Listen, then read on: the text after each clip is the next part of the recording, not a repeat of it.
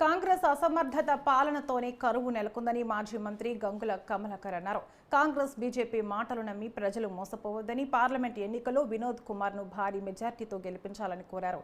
బోయినపల్లి వినోద్ కుమార్ తో కలిసి కరీంనగర్ జిల్లా చింతకుంట కార్నర్ మీటింగ్ లో గంగుల కమలాకర్ పాల్గొన్నారు. కరీంనగర్ ప్రజల ఆశీర్వాదంతో 4 సార్లు ఎమ్మెల్యేగా గెలిచారని, కరీంనగర్ ప్రజలకు జీవితాంతం రుణపడి ఉంటానని అన్నారు.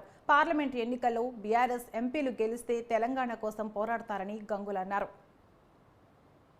ఏ గ్రామంలో చూసినా అద్భుతమైన రోడ్లు వచ్చినాయి, కానీ కలకల్లాడినాయి. కేసీఆర్ ముఖ్యమంత్రి పల్లెలన్నీ కలకల్లాడినాయి.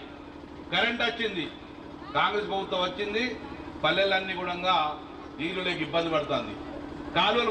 కాలువల నీళ్ళు లేవు, బావిల నీళ్ళు లేవు, చెరువుల నీళ్ళు లేవు, రైతు మొత్తం ఎండిపోయే పరిస్థితి. కరెంటు లేదు.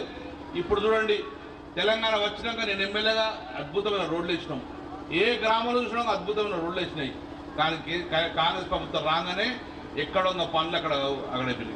అమ్మ ఎన్నో హామీలు ఇచ్చిర్రు, ఎన్నో హామీలు ఇచ్చి మీ దగ్గర ఓట్లు తీసుకున్నారు. కానీ ఈరోజు ఒక్కసారి గుర్తుపెట్టుకోండి, పార్లమెంట్ ఎన్నికలు వస్తున్నాయి. మళ్ళా కేసీఆర్ గారు మనం గిట్ట గెలిపిస్తే మన నీళ్లు మనకు వస్తాయి. కాళేశ్వరం కాడ కాలడ్డం పెట్టి నీళ్లు తెస్తే కాంగ్రెస్ పార్టీ వచ్చిన తర్వాత నీళ్ళు ఎండిపోయే పరిస్థితి వచ్చింది.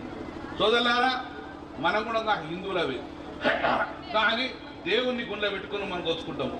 తిరుపతి దేవస్థానాన్ని కూడా ఈరోజు వినోద్ కుమార్ గారు మేము తీసుకొచ్చి ఇక్కడ కట్టిస్తున్నాం. ఇక్కడ మరి ఎవరు నిజమైన హిందువులను ఒకరు ఆలోచించుకొని, మాకు దైవభక్తి ఉన్నది, కానీ డెవలప్మెంట్ కూడా కావాలి, అభివృద్ధి కూడా కావాలి.